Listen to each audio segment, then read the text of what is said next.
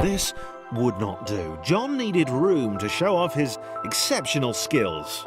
As it was, he was trapped on the wrong side of these little dot things. Where did they come from, anyway?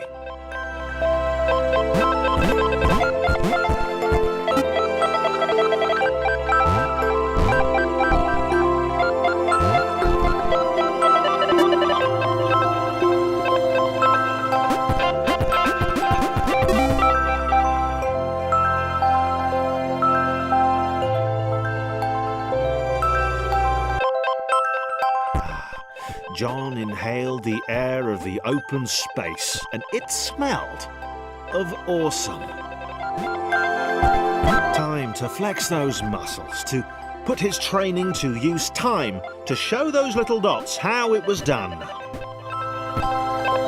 John decided to press the switch to let the little dots catch up with him. John cared for his new allies. You could tell from the sympathetic expression he'd practiced in the mirror all these years.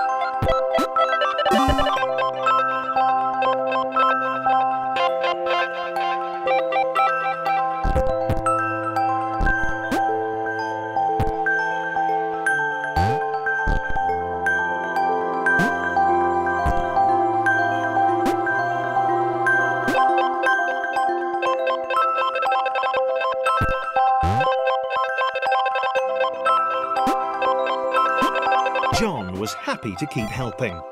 He felt it was important to his image that he was seen to help the little guys.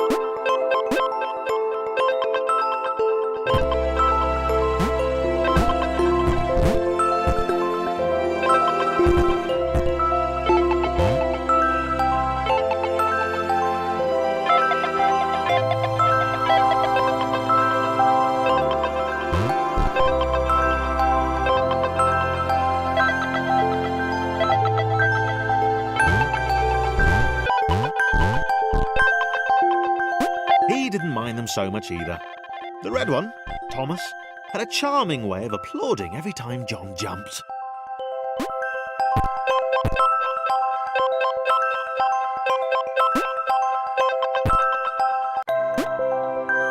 The angry orange one was less immediately likeable, but his unremitting cynicism and tutting amused John.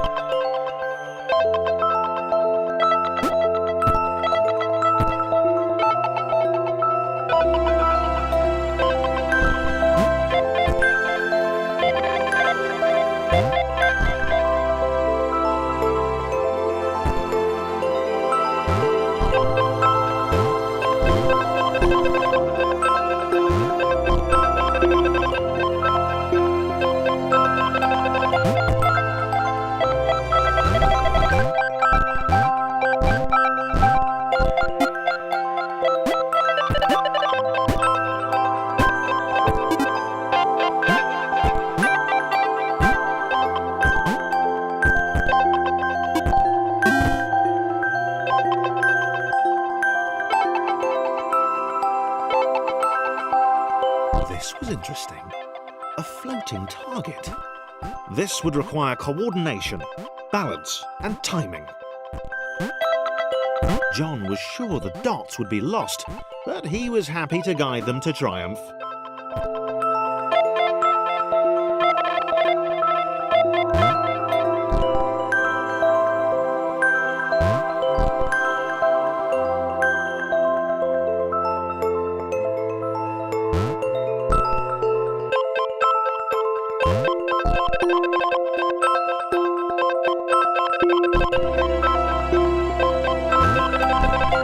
Maybe that's what the dots were for.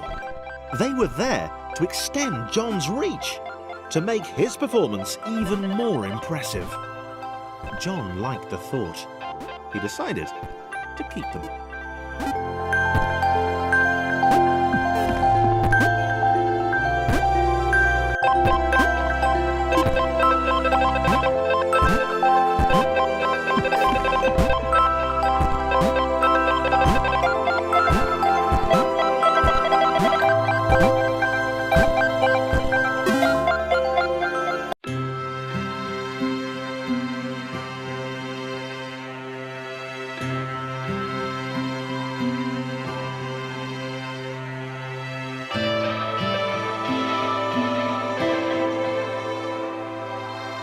So, this was how Claire would die. She knew it would happen eventually. She was rubbish at jumping, and she moved slowly. She felt a little like her continued existence was breaking some kind of natural order. The crumbling pillar was a dramatic death, she supposed. Wait, what? Claire couldn't shake the feeling that she was not, in fact, dead. It was at that moment that Claire realised she had superpowers.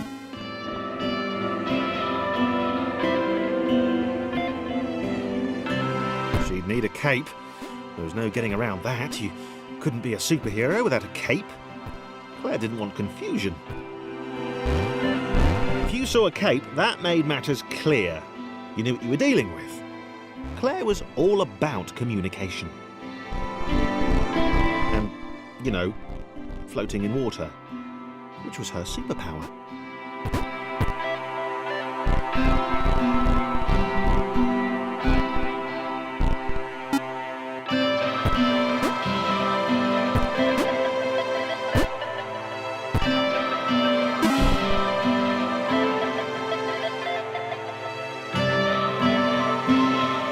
Right! Fear not, my skinny friends, for I am Claire, and I will save you. Claire needed to come up with a superhero name as soon as possible. Claire was rubbish.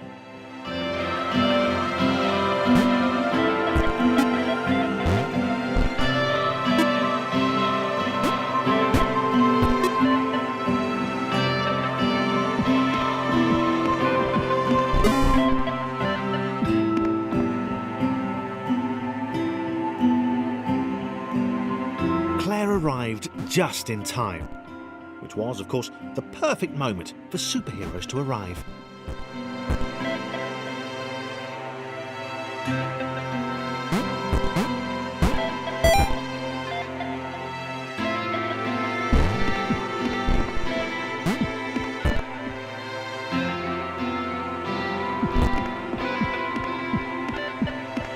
As the water began to rise, Claire vowed to save this little rectangle in as many restarts as it took.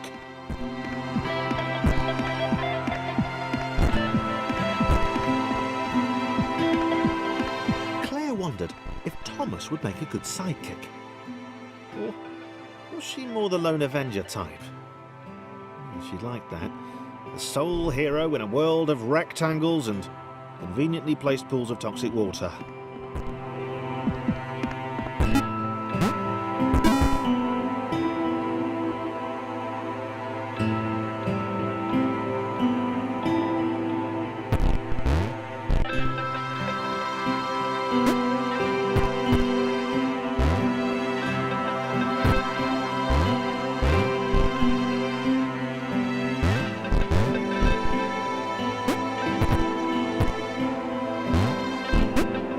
The others told Claire that staircases were a bit of a fixture here. Claire wondered why the world made it so difficult.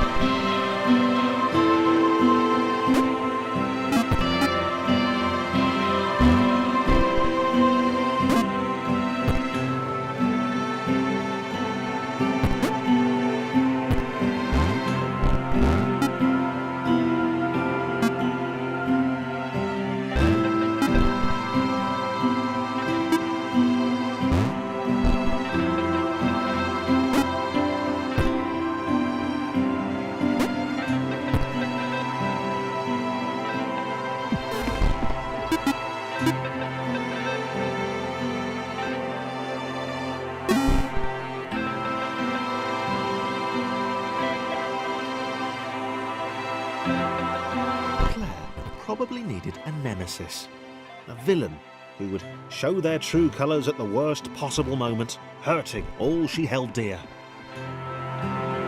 Chris was the most obvious choice.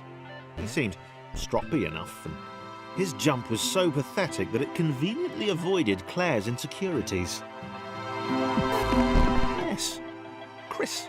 Diabolical Chris. The fiendish Christopher.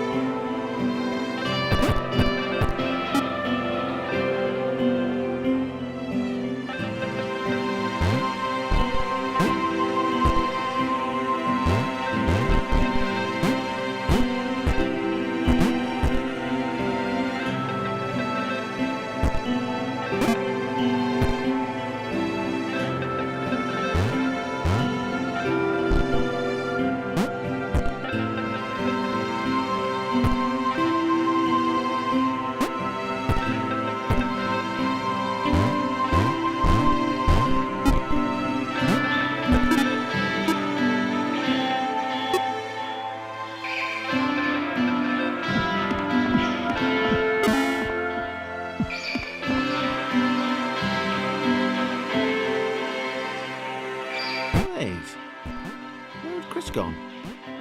Was he off somewhere, plotting Claire's downfall? If Claire was honest, and she had to be because she was a superhero, this was a troubling turn of events. Still, there were reasonably sized bodies of water to cross.